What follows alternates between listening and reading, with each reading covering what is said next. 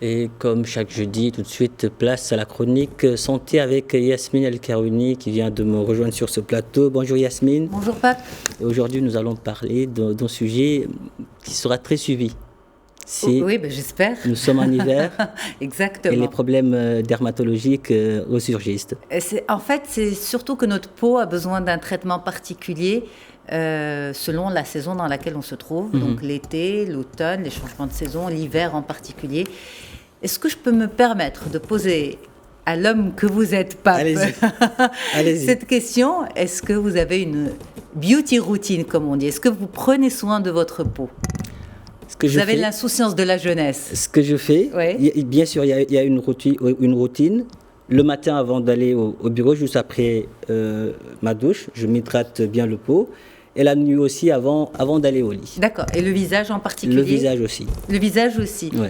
Hiver comme été? Hiver comme été. Ah hiver, surtout l'hiver. Je suis impressionnée. Je suis vraiment impressionnée.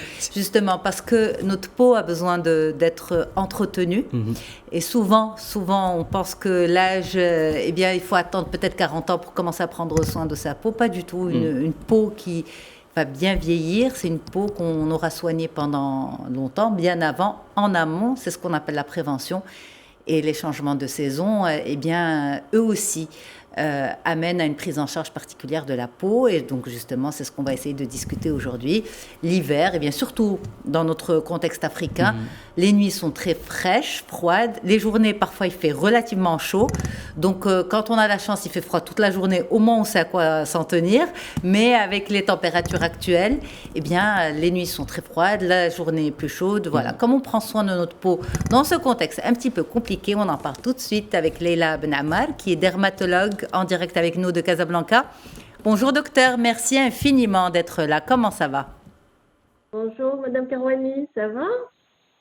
Un plaisir de vous avoir avec nous.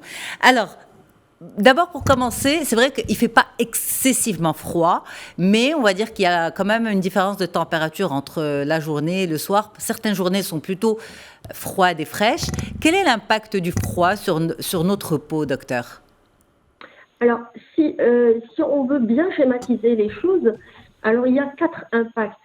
Il y a ce qu'on appelle un impact physiologique du froid sur la peau, l'apparition de certaines dermatoses qui seront liées au froid, il y a l'aggravation de certaines maladies par le froid ou l'apparition de nouvelles maladies. C'est-à-dire que l'impact classique qu'on voit chez tout le monde, c'est que quand il commence à faire froid, il y aura 2 phénomènes qui vont se passer.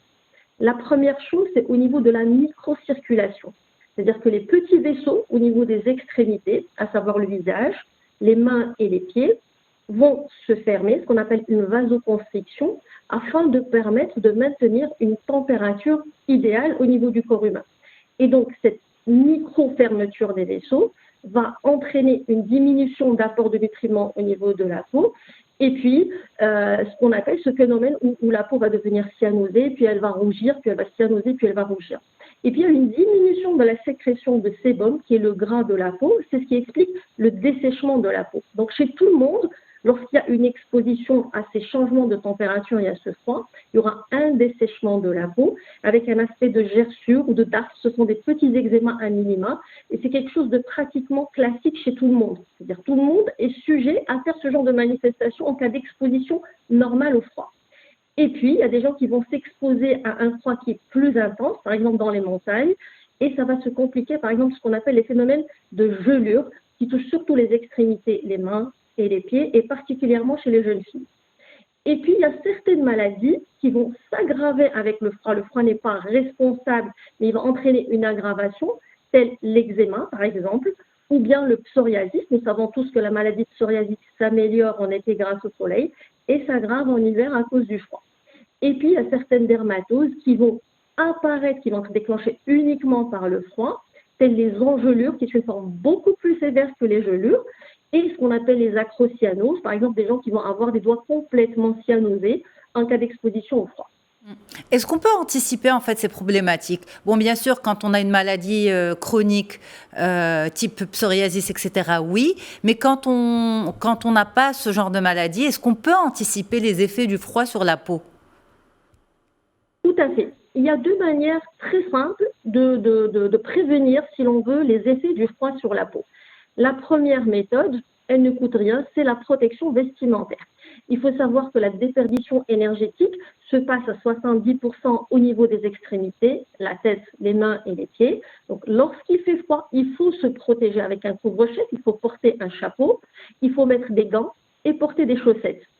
Et puis, l'hydratation, qui va se référer à des produits de nettoyage plus doux. On n'utilise pas les mêmes produits nettoyants en hiver et en été.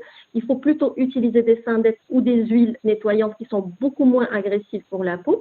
Et puis, hydrater en fonction du type de peau. Ce n'est pas parce qu'on a une peau grasse qu'on n'a pas le droit d'avoir une peau déshydratée. Donc, il faudra utiliser des crèmes d'hydratation pour les mains, pour le visage, adapté pour une peau sèche, ça va être des baumes très hydratants. Pour des peaux réactives, ça va être des crèmes adaptées pour une peau réactive. Pour une peau atopique, c'est-à-dire qui a tendance à faire de l'eczéma, il faudra choisir des crèmes sans parfum, sans conservateur et sans parabènes. Et puis, pour les peaux qui sont grasses, on peut choisir des crèmes qui vont être moins grasses, mais qui vont permettre de relipider la peau. Alors justement, c'est bien d'insister. Il ne faut pas oublier les lèvres.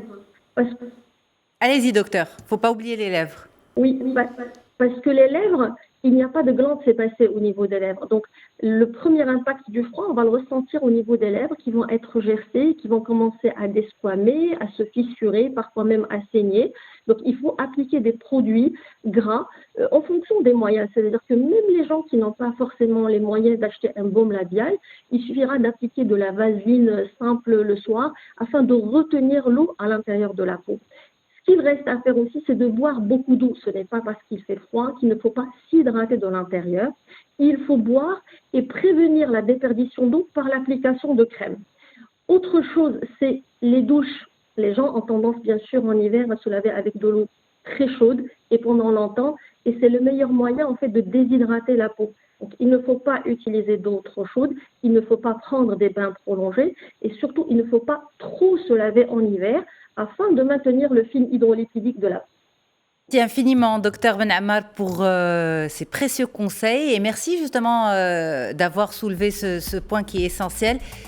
Peau grasse ne veut pas dire qu'on ne peut pas faire de déshydratation. Au contraire, que la peau peut ne pas être déshydratée, non. Déshydratée, je vais y arriver, c'est l'eau que la peau retient. Et grasse, eh bien, c'est la production de sébum, c'est différent. Merci beaucoup, docteur. Merci, Pape, pour cette petite parenthèse. Merci à vous, Yasmine. C'était très instructif.